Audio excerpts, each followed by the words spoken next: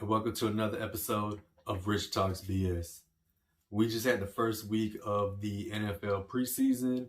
It's pretty good, pretty okay. It just all depends on, if you really want to watch it or if you're really going to pay attention to, what's going on in the preseason with rookies and free agency signings and, teams trying to rebuild or build on to what they already have.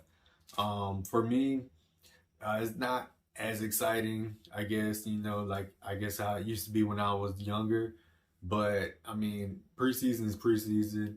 It gets certain players certain number of reps to get ready for the regular season, and it's just getting a little bit more exciting and waiting for the regular season to start and to see how special this season could be, especially with I guess a possibility out there being that there could be a 6,000 yard passer this season, just on what I've seen trending in the game and the way these quarterbacks are, just slinging it all over the place. And, especially, it's an air attack heavy game, and as of lately, and it's just going to be interesting to see which quarterbacks can get to that 5,000 mark and who can actually get to that 6,000 mark. Like I said, to me, I believe it's possible. It's going to be very hard, but I believe it's still possible this season. Speaking of quarterbacks, Josh Allen signed a 6-year extension through 2028. That's 280 mil, and 150 mil of that is guaranteed.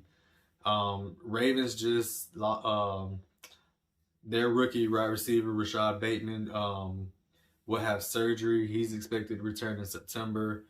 That one was kind of big. With him being in that first round, and the key weapon, I guess you can say, that they were looking for to be with this Ravens offense with the core of receivers that they already have. That's going to be interesting. Sticking with football, college football top 25 preseason rankings dropped. Also, they have Alabama at 1, Oklahoma at 2, Clemson at 3, Ohio State at 4, Georgia at 5, Texas A&M at 6, Iowa State at 7, Cincinnati at 8, Notre Dame at 9, and to round out the top 10, North Carolina. It's pretty interesting, based on because of who these teams have leading the way, which most of these teams have quarterbacks leading the way, is quarterback being the big position period in football. And like Alabama, Bryce Young, he's coming in as a freshman. We've only seen so much of him, and he's already has these high expectations. Well, fans have these high expectations, and other teams around the league, the country, had these high expectations of what Bryce Young is going to do with this Alabama offense, especially because he doesn't have Waddle or Devontae either, to air it out to. So it's going to be interesting how this team is going to build around him, how Nick Saban is going to build around him. Another young quarterback, Spencer Rattler, amazing quarterback. Can't wait to see him. Can't wait to see these Oklahoma games. And ready for him to be in that Heisman talk. First full season last season was kind of rough on him. He started out kind of shaky, but towards the middle of the season, he got better. He got his feet planted. He knew what he was doing. He was reading the team, reading the game and the defense a lot better, and showing what he can actually do on the field. Another one is Sam Howell, North Carolina. He's been doing really good with North Carolina, leading this team, leading them deep into the ACC, standings, and almost winning an ACC championship. So, it's going to be interesting to see what he can do with this North Carolina team, especially since there's no Trevor Lawrence in the ACC or Notre Dame in the ACC. So we'll see, how he can uplift this North Carolina team and lead them to a possible ACC championship game. Two surprising but not surprising preseason top 25s was Coastal Carolina at 22 and Louisiana at 25, which they reached the top 25 preseason for the first time. And, seeing how, you know, seeing how these teams, stepped up and just got better over the years. Coastal Carolina looked good last year. Beating BYU, that was a good game, and it was just, or almost beating BYU, sorry. And then, looking at Louisiana go through their conference and doing what they did, these are two teams that are coming up. Non-Power 5 teams are starting to come up.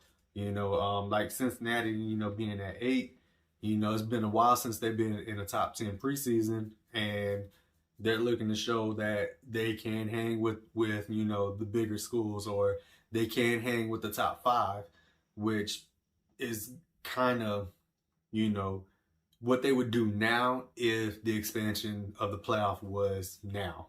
Then they can actually show that, hey, we can hang with them, we can beat them, and make a possible run in a playoff. So that's going to be interesting to see also this year, was just college football, with these teams that, everyone's coming back from the pandemic, and, everyone who sat out are coming back, for those who are coming back. And it's just going to be a very interesting season to see, how the preseason top 4, where they end up at the end of the season. NBA news: CJ McCollum succeeds two-term NBA PA president Chris Paul. NBA is to enforce unnatural shot motion during summer league. And speaking of summer league, summer league's been pretty entertaining. These kids are balling, and they are really showing what they have. These rookies, these 1 year, 2 year players, has really been showing what they have during the summer league. Summer league's been pretty exciting from, the highlights that I've seen. I actually kind of caught a game and actually got to see Cade Cunningham play. Cade is ready for the NBA. He's been ready. He's going to be a great leader for this Detroit Pistons team, and to build around him, even having Luka Garza, who looks even better, lost a little weight. He's more in shape. Them two can start this team. Them two can have a team built around them, and to actually succeed, in the East. Jimmy Butler, signed a 4-year contract, that's $184 million extension with the Heat. Luka signing his max rookie deal, that was 5 years, $207 million with the Mavs. And then Dennis Schroeder signing with the Celtics, so 1 year, 1 year for $5.9 million. From what I've read, he turned down a Lakers max extension that's worth more than $80 million, but he's looking to pursue a more lucrative deal. So it's going to be interesting to see how that works out in Boston with him, being there 1 year. See, how that works out, especially with Kemba gone. Is Dennis that player that type of player that was missing from that offense? It's going to be interesting to see, how that works out. And sticking with the Celtics, Marcus Smart signing a 4-year, $77 million extension. That's keeping him there. He drafted by the Celtics, still with the Celtics. And I see him, being there forever. Kawhi Leonard finally signing his max deal. That's 4 years worth $176.3 million. Also with that 4th year being an option. So it's going to be interesting to see how that works out. And then Clippers, making more moves other than re-signing Kawhi, was trading for Eric Bledsoe from the Grizzlies. They traded Pat Beverly, Rajon Rondo, and Daniel Turu, and is that was an interesting move on the Clippers, bringing Bledsoe back. You had Pat Beverly, you had Rondo, but it, Beverly doesn't fit with this Clippers team anymore, and it's time to move on, and you could see that in his game. In the Western Conference Finals, you could see that it was just his time to go. He didn't fit with that Clippers team anymore, and they're going a different route, which they're going with Eric Bledsoe, and then again getting rid of Rondo was an interesting move. Also, can Bledsoe be that missing link that Beverly and Rondo couldn't be for this Clippers team? Putting him with Kawhi, Paul George, Nick Batum also coming back. That's going to be an interesting Clippers team. That's going to be a harder working Clippers team, I believe. Just to, hopefully Bledsoe can be that player that they need, that third option, that number three who can step up to be the number two when the one or two is not there. And, as we've seen in the past, they've been out. And especially with Kawhi being out right there at the end of the playoffs, Paul George trying to carry the team on his shoulders and gave out of gas and just couldn't do it anymore. Bledsoe may have been a better help, but we will see how this new season comes along with how that lineup is going to be. Getting into the MLB power rankings. Giants 1, Dodgers 2, Rays 3, Astros 4, and Brewers 5. The Giants actually have an important series coming up, which is this weekend against the A's. Especially with them because they're behind the White Sox. They just lost to the White Sox and just trying to keep up and hopefully get, try to catch up to the White Sox and take over the, AL Central to get that playoff spot. The Dodgers also have an interesting and very important series coming up with the Mets. The Mets are 2.5 games back of the NL East, and the Dodgers are 4 games behind the Giants. And, it looks like whenever one team wins, the other team wins. When one team loses, the other team loses. So it's hard for Dodgers to gain any ground against this Giants team because they're pretty much winning and losing the same day or the same night. And it's just making it very more interesting and harder, NL West. The Padres have been down. They're struggling to stay in the wild card race. Tatis just came back. He's putting up good numbers, of course, but he can't do it by himself.